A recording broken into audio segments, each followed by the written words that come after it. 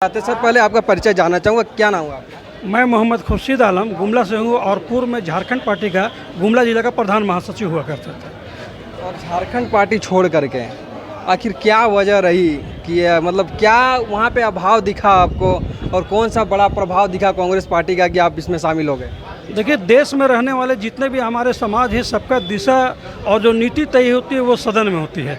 और हमने देखा कि झारखंड पार्टी में हमारे लोग सांसद बन के वहाँ नहीं जा पा रहे हैं और जब तक संसद में हमारे लोग नहीं रहेंगे हमारी बात को रख नहीं सकते हैं। और चूँकि हम मुस्लिम वर्ग से हैं और 2014 में मोदी के आने के बाद से जितने भी संविधान में हमले हुए हैं वो मुस्लिमों के लिए ज़्यादा हुए हैं, तो हम लोगों को लगा कि अगर कांग्रेस पार्टी को मजबूत किया जाए। और राहुल गांधी ने भारत जोड़ो यात्रा, न्याय यात्रा के तहत जो मुस्लिमों को संदेश देने का काम किए कि हम ही आपका हक और अधिकार को अच्छी तरह से सदन में रख सकते हैं, उनसे हम लोग प्रभावित होकर के हम लोगों ने कांग्रेस पार्टी ज्वाइन किया है। और मुझे उम्मीद है कि जो हमारा दिल का बात है कि हम जो अल्पसंख्यक समुदाय हैं जो आज अपने आप को असहाय महसूस कर रहे हैं, आज देख लीजिए आसाम का मामला हो, वहाँ एक मुख्यमंत्री हैं विश्वकर्मा जी, वो ऐलान कर दिए हैं कि विधायकों को जो 2 घंटा विधानसभा में नमाज पढ़ने की छुट्टी दी जाती थी अब वो बंद कर दिया गया। वहाँ ये बिल पारित कर दिए कि काजी जो है वो अब निकाह का और तलाक का रजिस्ट्रेशन नहीं कर पाएंगे। तो ये हमारे संवैधानिक अधिकारों पर इंटरप्ट करना शुरू कर दिए हैं। इसलिए हम लोगों को लगा कि कांग्रेस पार्टी एकमात्र हम लोगों के आगे ले जाने वाली पार्टी है और ये भारत की बुनियादी पार्टी है। स्वतंत्रता आंदोलन में इनकी मुख्य भूमिका रही है। इसलिए अगर आज अल्पसंख्यकों को सही राह पर ले सकता है तो वो कांग्रेस पार्टी है और हमारे नेता राहुल गांधी हैं। एक सवाल उठता है कि लगभग जो मेरी नॉलेज है 49 या 50 साल कम से कम कांग्रेस राज की, आप लोग का 50 साल में उत्थान नहीं कर पाई क्या?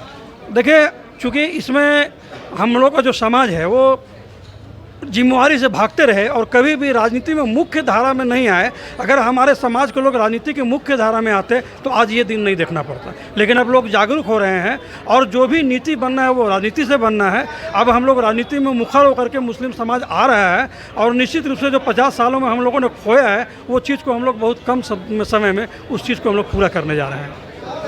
कहीं ना कहीं मुख्य धारा से अलग होने का परिणाम भोग रही है। जी बिल्कुल सही बात है कि हम लोग राजनीतिक रूप से हम लोग मुख्य धारा से भटके हुए थे।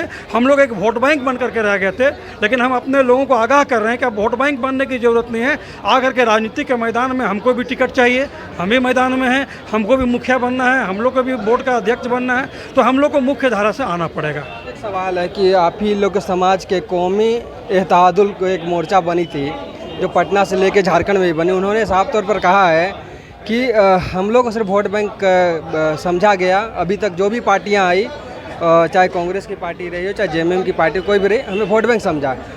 हम कहते हैं कि झारखंड के 2 मंत्री जो हैं अल्पसंख्यक समाज से आते हैं, फिर भी हम लोगों को इस 4 साल में कुछ भला नहीं कर पाए। कितने एग्री करते हैं उनकी इन बातों से? देखिए, चूँकि आज हम लोग नए दल से जुड़े हैं कांग्रेस से और जो कांग्रेस के नए 2 मंत्री हैं अब हम लोग आ गए हैं, हम लोग इस बात को अच्छी तरह कह सकें कि आप हमारे लीडर हैं और हमारे हक और हुकूक की बात को सदन में आप ही को रखना होगा।